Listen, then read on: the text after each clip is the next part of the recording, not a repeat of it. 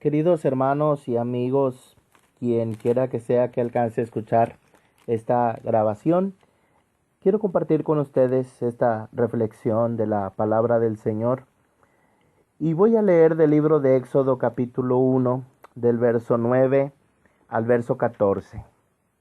Escuchemos lo que nos dice el Señor en su palabra. Dice, en el nombre del Padre, del Hijo y del Espíritu Santo: He aquí el pueblo de los hijos de Israel es mayor y más fuerte que nosotros, dijo el rey de Egipto. Ahora pues seamos sabios para con él, para que no se multiplique y acontezca que viniendo guerra, él también se una a nuestros enemigos y pelee contra nosotros y se vaya de la tierra. Entonces pusieron sobre ellos comisarios de tributos que los molestasen con sus cargas, y edificaron para Faraón las ciudades de almacenaje, Pitón y Ramesés. Pero cuanto más los oprimían, tanto más se multiplicaban y crecían, de manera que los egipcios temían a los hijos de Israel. Y los egipcios hicieron servir a los hijos de Israel con dureza, y amargaron su vida con dura servidumbre en hacer barro y ladrillo, y en toda labor del campo y en todo su servicio, al cual los obligaban con rigor. Oremos. Bendito Padre Celestial, Dios eterno, Padre de misericordias, Dios de toda consolación. En el nombre de tu Hijo, nuestro Señor y Salvador Jesucristo, nos acercamos ante ti, Padre, en esta tarde, a través de esta vía de comunicación, Señor, electrónica, compartiendo con mis hermanos tu palabra, allá donde ellos están en Nueva Rosita y yo acá en Nuevo Laredo. Nos acercamos ante ti con respeto, con temor y reverencia, con corazones sinceros, Señor, en plena certidumbre de fe, como lo dice tu palabra. Nos acercamos ante ti confiadamente ante el trono de tu gracia, para hallar misericordia y oportuno socorro en estos momentos, Señor, donde el mundo padece tanta incertidumbre, zozobra y temor. Nos acercamos ante tu trono de gracia para hallar misericordia y oportuno socorro en esta ocasión, en esta tarde, en este momento, para este mensaje, para esta enseñanza, para esta predicación. Yo te ruego, Padre, como te lo pido siempre, mi Señor, que ninguna palabra vana, que ninguna palabra torpe, que ninguna palabra hueca y vacía salga de mi boca, sino solo aquella que sea útil, Señor, para la necesaria edificación de tu pueblo, allá donde quiera que se encuentre, que me llegue a escuchar esta grabación y mi voz. Que ninguna palabra torpe salga de mi boca, sino solo aquella que sea útil para la necesaria edificación. Danos espíritu de sabiduría y de revelación en el conocimiento de tu palabra. Escríbela, Señor, con cincel de hierro y punta de diamante en la tabla de nuestro corazón, porque estas tus palabras son consuelo y fortaleza. Estas tus palabras nunca vuelen vacías, Señor. Estas tus palabras son dignas de ser recibidas por todos. Estas tus preciosas, tus maravillosas palabras actúan poderosamente en nosotros los creyentes. Oramos, Padre, en el maravilloso nombre de Jesús. Amén. En estos momentos, hermanos, quiero compartir con ustedes la siguiente reflexión, basada en estos primeros 2 capítulos del libro de Éxodo, como les estuve compartiendo desde el jueves el capítulo 1 y ahora el capítulo 2.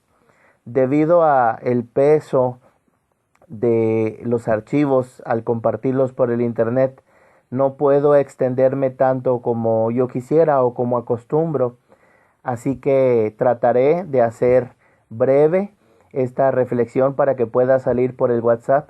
Bueno, eso de trataré es mi mejor intento, ya me conocen, espero poder lograrlo en un solo archivo. Le he titulado a esta reflexión, a este mensaje, una descripción de la vida en Egipto. Una descripción de la vida en Egipto.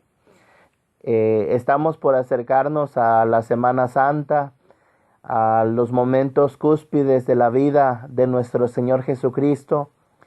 Y estos acontecimientos que conmemoramos, que recordamos, tienen un sello espiritual, un sello profético, tienen una sombra y una figura reflejada en la historia del pueblo de Israel, reflejada en la Pascua, en el Éxodo, en la salida del pueblo de la esclavitud en la tierra de Egipto.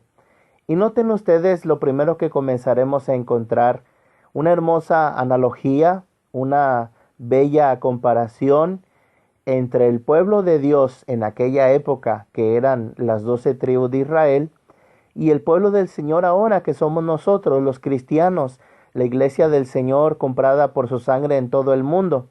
Y encontraremos semejanzas y encontraremos paralelos.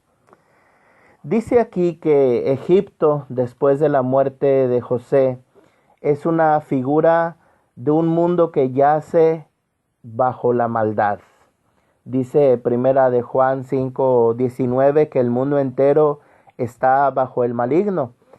Y Egipto es una representación de este imperio diabólico, satánico, babilónico, vano y mundanal, que es el sistema que gobierna actualmente en este mundo. Es todo un Egipto. Y dice aquí que Faraón, que no conocía a José, representa al Dios de este siglo, al Dios de este mundo. Así como el pueblo de Israel representa figurativamente, alegóricamente a la iglesia, así como Egipto representa este mundo, Faraón, que no quería dejar ir al pueblo y que los oprimía con dura cerviz, pues representa al mismísimo enemigo de nuestras almas, al mismísimo Satanás. Las experiencias de los hijos de Israel en Egipto nos dan un claro pero doloroso cuadro de las experiencias de los cristianos apóstatas en este mundo. Si recordamos, era parte del plan de Dios que Israel estuviera en la tierra de Egipto, pero conforme pasó el tiempo, los corazones de su pueblo fueron alejándose del Señor, y lo mismo pasa ahora. Sabemos que Cristo viene pronto y las señales como esta tremenda señal que nos está tocando vivir manifiestan y con claridad nos muestran que es una realidad inminente la venida de nuestro Señor Jesucristo, pero hay muchos corazones que se han endurecido por el engaño del pecado, y hay cristianos apóstatas que están en esclavitud, como el pueblo de Israel se encontraba en esclavitud en este mundo. Egipto se convierte para ellos en una casa de servidumbre. Por ejemplo, los afanes, por ejemplo, el engaño de las riquezas y todo tipo de cosas, el pecado, la idolatría y muchas situaciones ponen bajo servidumbre, bajo esclavitud al pueblo de Dios. Al final de la epístola de Juan, de la primera, en el capítulo 5, dice el apóstol Juan: hijitos, guardaos de los ídolos. ¿Por qué? Porque dice también el apóstol Pablo en 1 Corintios 10:12, el que crea que esté firme, mire que no caiga. Corremos el peligro de desviarnos, corremos el peligro de enfriarnos, corremos el peligro de caer en esclavitud de concupiscencia. Ahora noten el contraste, noten la diferencia. La tierra de Egipto era tierra de servidumbre. Y hay un pasaje hermoso en Deuteronomio, capítulo 11, verso 12.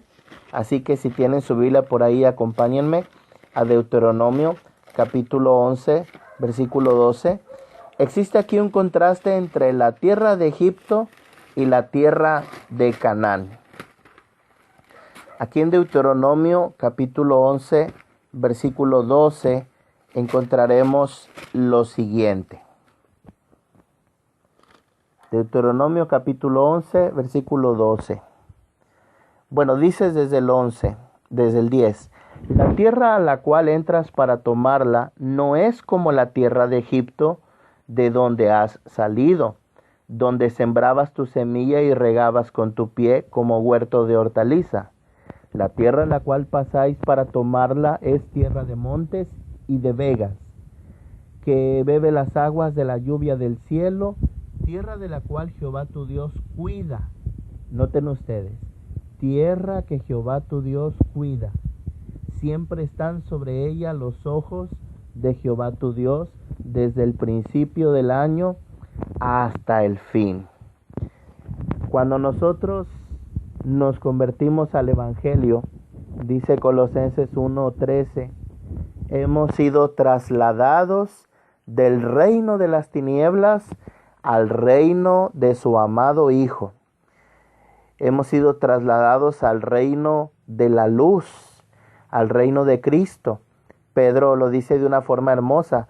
Somos ahora linaje escogido, real sacerdocio, nación santa, pueblo adquirido por Dios para anunciar las virtudes de aquel, dice, que nos llamó de tinieblas a su luz admirable.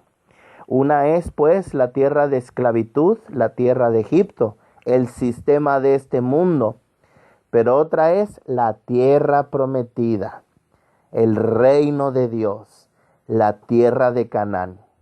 Es verdad que todavía no hemos ido al cielo, es verdad que todavía no entramos en la nueva Jerusalén, pero es verdad que ya el reino de Dios entre nosotros está. Y nosotros, queridos hermanos, los miembros de la iglesia, el cuerpo de Cristo, nosotros somos el templo del Dios vivo, y es por nosotros, en nosotros y a través de nosotros que se manifiesta ese reino del Señor. Quiero señalar que el texto dice en el verso 12, tierra de la cual Jehová tu Dios cuida, y siempre están sobre ella los ojos de Jehová tu Dios desde el principio del año hasta el fin. Esto era una verdad, podemos decir, geográfica para el pueblo de Israel. Los ojos de Dios cuidaban y velaban el territorio de la tierra conocida como tierra de Canaán, que posteriormente se llamó tierra de Israel. Dice otro pasaje bellamente, tierra que fluye leche y miel, pero nosotros sabemos con sentido espiritual, nosotros entendemos y aplicamos que esa tierra, ese plantío de Jehová, esos árboles de justicia, ese viñedo de donde Dios espera fruto, somos nosotros. Y Dios nos cuida. Y Dios tiene sus ojos siempre sobre nosotros. Así que marquemos distancia, marquemos las diferencias. Estamos en este mundo, pero no somos de este mundo. Aquí en la situación que ellos enfrentaban en Egipto, descubriremos tres cosas. Número 1, descubriremos y observaremos la triste posición en la que se encontraban. Número 2, descubriremos también el amargo servicio en el que se encontraban. Y número 3, descubriremos el desesperante clamor que tuvieron que hacer invocando el nombre del Señor. Así que veamos lo primero, la triste posición en la cual se encontraban. Número 1, se encontraban sin amistades, sin amigos. Dice Éxodo 1:6, murió José y todos sus hermanos y toda aquella generación. Aquellos cristianos que moraban en el Egipto de este presente mundo malo, tarde o temprano tendrán que abandonar la comunión de Jesús y la compañía de sus hermanos. El brazo de la carne les falló cuando Moisés huyó. Se está refiriendo esto a los cristianos apóstatas que están en Egipto, que no han querido salir de la esclavitud de sus pecados. Quizás viviendo de las victorias del pasado, de las experiencias del pasado, de los recuerdos del pasado, pero sin tener una fe presente. Entonces esa era la condición en la que se encontraban, esa era su triste posición, sin amigos, sin apoyo, sin fe. Número 2, las nuevas de liberación habían sido enviadas, pero ellos no creyeron. Dice Éxodo 5:21, les dijeron: mire Jehová entre vosotros y juzgue, pues no os habéis hecho abominables delante de Faraón y de sus siervos, poniéndoles la espada en la mano para que nos maten. Eso dijeron los ancianos de Israel. No tuvieron fe al siervo de Dios, no creyeron en el mensaje que traía Moisés para liberar al pueblo. Es con gran dificultad que los apóstatas despiertan para sentir el amor de Dios que perdona y restaura. Son tardos de corazón para creer. Así se encontraban algunos de los ancianos del pueblo de Israel, sin fe, en apostasía, con incredulidad, como lo dice Éxodo 15:21. Ahora apliquemos esto al tiempo presente. Estamos viviendo unas medidas, una restricción en la situación que ha de acontecer próximamente. Y muchos, en vez de discernir y darle la gloria a Dios y aprovechar las oportunidades, van a comenzar a quejarse más y más y más. En vez de tener fe, van a contaminar con incredulidad. La Biblia dice: nosotros no somos de los que retrocedemos para perdición del alma, sino de los que mantenemos fe para preservación del alma. Eso lo dice Hebreos en el capítulo 10, al final en el verso 38. Se encontraban pues en esa triste posición, sin amigos, sin fe y finalmente dice el punto 3, sin esperanza. No escuchaban a Moisés a causa de la congoja de espíritu. Noten lo que dice Éxodo 6, versículo 9. De esta manera habló Moisés a los hijos de Israel, pero ellos, dice, no escuchaban a Moisés a causa de la congoja de espíritu y de la dura servidumbre. Es como hoy, muchas personas en medio de esta situación no están doblando las rodillas.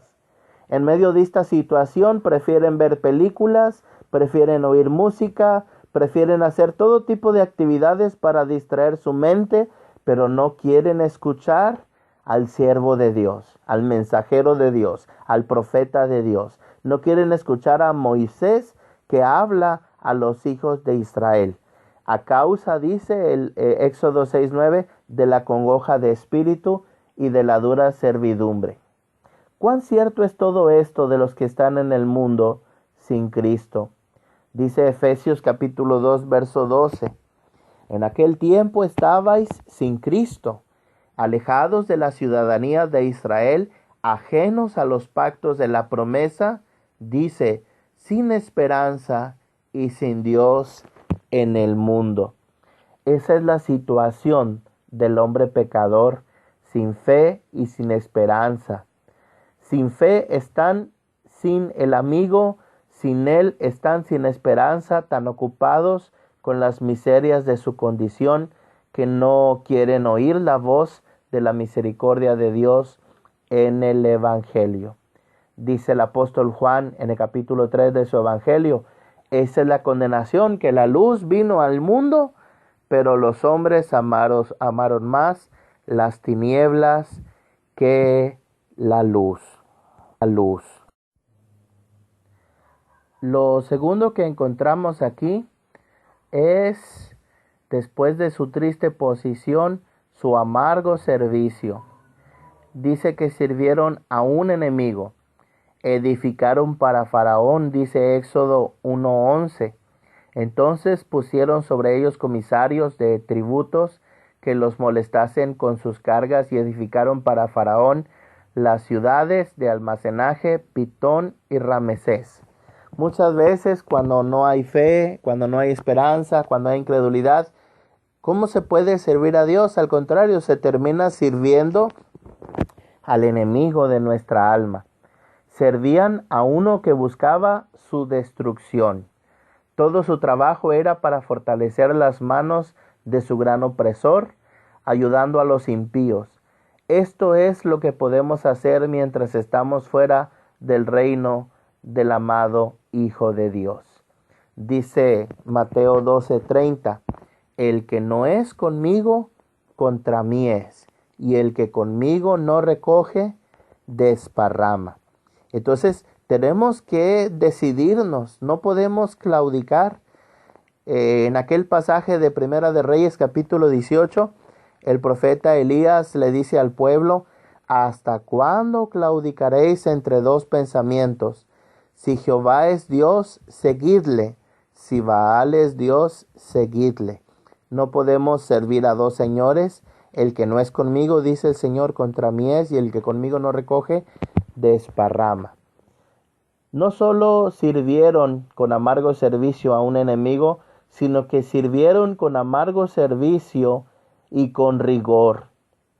Dice el capítulo 5, verso 13, los cuadrilleros los apremiaban, diciendo, acabad vuestra obra, la tarea de cada día en su día, como cuando se os daba paja. Los cuadrilleros los apremiaban, los presionaban. El de ellos era un trabajo sin alegría e ingrato. Cuán cruel amo es el Dios de este mundo. ¿Qué trabajo complacer a aquellos que están bajo su autoridad? Hijo del mundo, tienes un duro maestro. Es todo trabajar sin recibir nada. Sirvieron con rigor. Número 3.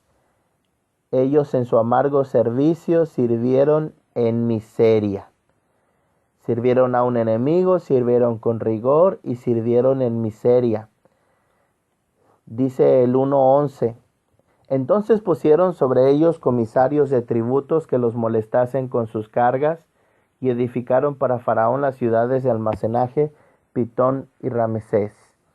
Obligados a trabajar no por amor, sino por temor al látigo del opresor, pobres pecadores, luchando para suplir vuestra cuenta de buenas obras, para ganar un poco de tranquilidad mental, estáis bajo una ley que no puede recompensaros con misericordia. Noten por favor lo que dice la Escritura en Romanos capítulo 7, en el versículo número 13.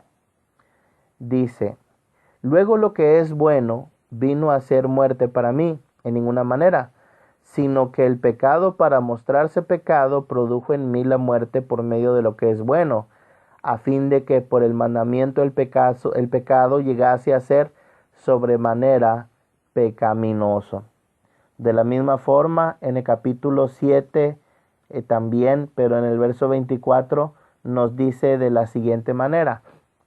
Dice el apóstol Pablo, miserable de mí, ¿quién me librará de este cuerpo de muerte?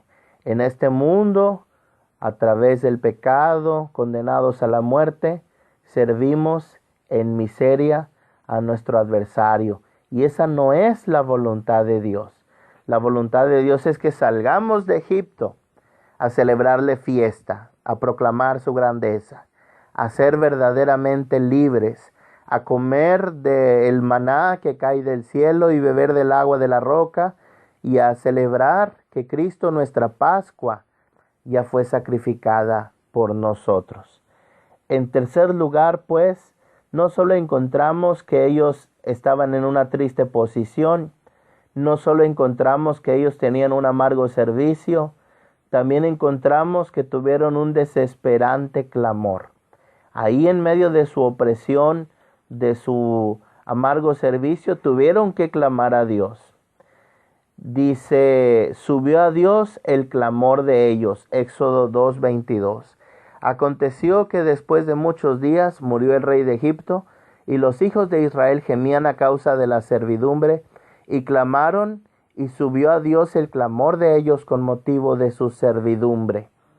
Su misma miseria ayudó a obrarles una gran liberación.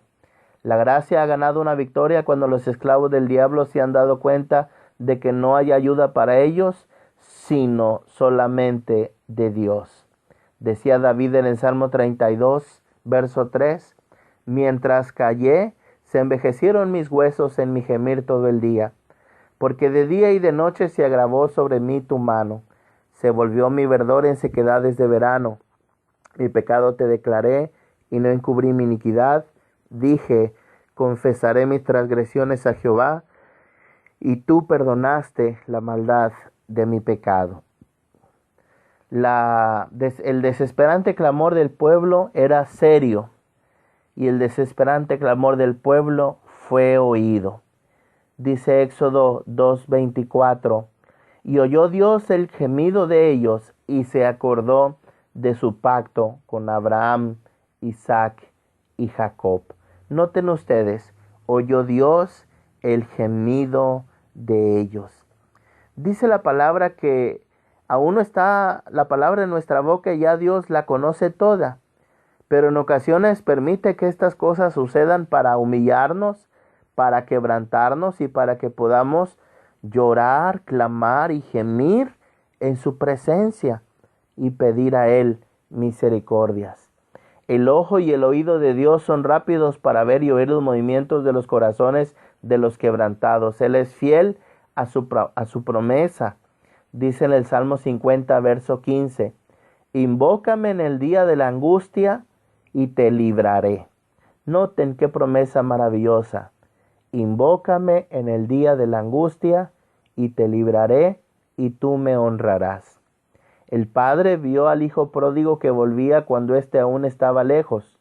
Dice Romanos 10:9, que si confesares con tu boca que Jesús es el Señor y creyeres en tu corazón que Dios le levantó de los muertos, serás salvo. Dice el 13, porque todo aquel que invocare el nombre del Señor será salvo. Estos pasajes son promesas de que Dios escucha cuando invocamos su nombre. Dios oye nuestra oración y punto número 3, el clamor desesperante de ellos no solo fue serio, no solo fue oído, sino que fue contestado. Dice Éxodo 2:25, y miró Dios a los hijos de Israel y los reconoció. Su tierna mirada de amor implica un pleno conocimiento de nuestra necesidad. Dios miró desde los cielos y conoció la verdadera necesidad del hombre. Así que en amor envió a su Hijo. El clamor de Israel que parecía fue satisfecho con he descendido para librarlos en Éxodo 3:8. El Hijo del Hombre vino a salvar lo que se había perdido en Lucas 19:10. Así como Dios dijo, he descendido para librarlos, así el Señor Jesús dijo, he venido a salvar lo que se había perdido. Qué cosa tan maravillosa. Nuestra salvación, nuestro rescate de este presente siglo malo, de este mundo babilónico, de este imperio egipcio en el cual vivimos de idolatría, de maldad y de pecado, nuestro clamor será oído, será contestado y el Señor va a obrar redención en medio de su pueblo. De eso estaremos hablando durante los siguientes mensajes que estaré compartiendo con ustedes. De esta salvación tan grande estaré predicando. De Cristo nuestra Pascua, de Cristo el Cordero de Dios. Estaré predicando de esa sangre, porque sin derramamiento de sangre no se hace remisión. Estaré predicando de los panes sin levadura, de las hierbas amargas, del vino. Estaré predicando de todas estas cosas relacionadas con la muerte de Jesús, el madero de la cruz, madero de maldición y la gran salvación que ha obrado el Señor en nuestras vidas. Vamos a elevar una oración. Padre, te doy gracias por esta palabra, Señor. Te pido que no vuelva vacía, que mi pequeño rebaño, Señor, que mi manada pequeña sea alimentado, tu pueblo, con esta reflexión, Señor, que prestemos atención, que no nos descuidemos de esta salvación tan grande que abramos la Escritura y escuchemos tu palabra, Señor. Que todos aquellos pastores y predicadores a quienes tú has ungido, a quienes tú has levantado, puedan dar tu palabra en medio de estos tiempos de incertidumbre y de zozobra. En ti, Señor, hay paz, porque tú eres el príncipe de paz. Y tú bendecirás la morada del justo, como lo dice tu palabra. Y ninguna plaga tocará nuestra morada. Ayúdanos, Señor, a salir adelante de estas situaciones que están sucediendo a nuestro alrededor, Señor. Danos la victoria, Señor, porque las puertas del Hades, tú dijiste en tu palabra, no prevalecerían contra tu pueblo y la iglesia. Tú eres nuestro sustentador, Señor. Tú eres quien nos sostiene con tu mano derecha y nos dice, no temas, que yo estoy contigo. Gracias por tus fieles promesas, por tu maravillosa palabra, que es viva y eficaz, Señor, que actúa poderosamente en nosotros los creyentes. Gracias, Señor. Oramos, Padre Santo, en el maravilloso nombre de nuestro Señor Jesucristo. Amén. Un saludo con amor y afecto, queridas hermanas, hermanos, para todos ustedes desde Nuevo Laredo a la distancia. Cuídense mucho. Estoy orando por todos ustedes porque estén protegidos y guardados. Que Dios los cuide y los guarde en el hueco de su mano. Y Dios me los bendiga, hermanos. Cuídense mucho. Dios les bendiga grandemente. Amén.